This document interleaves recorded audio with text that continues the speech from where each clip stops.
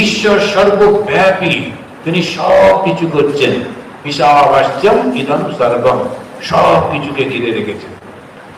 এখন সেখানে আপনি কি করে তুলনা করবেন?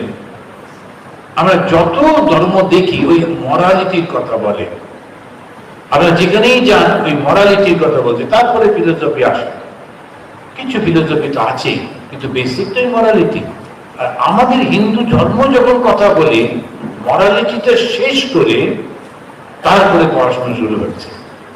চুরি করো না, মিথ্যে কথা বলো না, অন্যকে মেরো না, এইগুলো তো বেসিক। এইগুলো যদি না হয়ে থাকে তাহলে ধর্ম নিয়ে আলোচনা করবে কি করে সে? তো সেই জন্য ধর্মের দুটো অবস্থা রয়েছে, একটা হচ্ছে বেসিক অবস্থা, আর সেইটাতেই আমরা দেখছি গঙ্গা স্নান করতে হবে, সত্য পালন করতে হবে, অন্যকে সাহায্য করতে হবে, এরকম চুরি করবো না, ইত্যাদি ইত্যাদি। এই মরালিটি একটা, যখন আমাদের ধর্মটা যখন আমরা দেখি, এই ধর্মটা এইটা করে করে কি স্পিরিচুয়ালিটি হয়। কেমন করে হয়? তো ধর্মের গোড়াটা হচ্ছে অর্থনীতি। অর্থ যদি না থাকে তাহলে কালিদাস হয় চিন্তা হারা, না এরকম যে বলে না, বুদ্ধি হারা। কালিদাসের মতো লোক খেতে পায়নি তখন আর বুদ্ধি নেই। একজন সে ছাত্র এসে তার শিক্ষককে বলছে, আপনি আমাকে একটু ব্রহ্ম সম্পর্কে বোঝান তো। তো ওই গর্ব দেখে সে একদম খুব একদম গর্ব করে করে জিজ্ঞেস করছে। তখন শিক্ষক বলে, শোনো, তুমি আজ থেকে 15 দিন খাওয়া বন্ধ করে রাখো, শুধু জল খেয়ে খেয়ে থাকো, 15 দিন পর এসে আমাকে জিজ্ঞেস করো।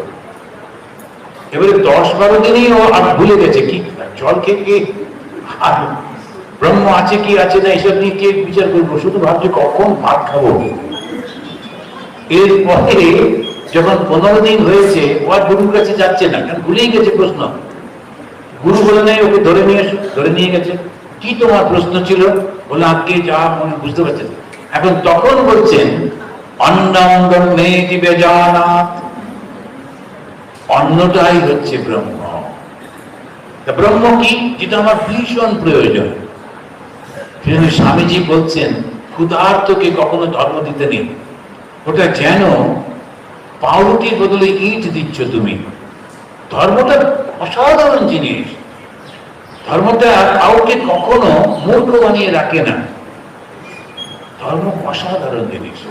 সেই জন্য বলছেন ধর্মটা কি না, তোমার যেটা প্রয়োজন।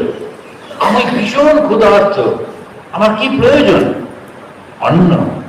অন্নম ব্রহ্মেতি বেজানাৎ, অন্নই তোমার ব্রহ্ম।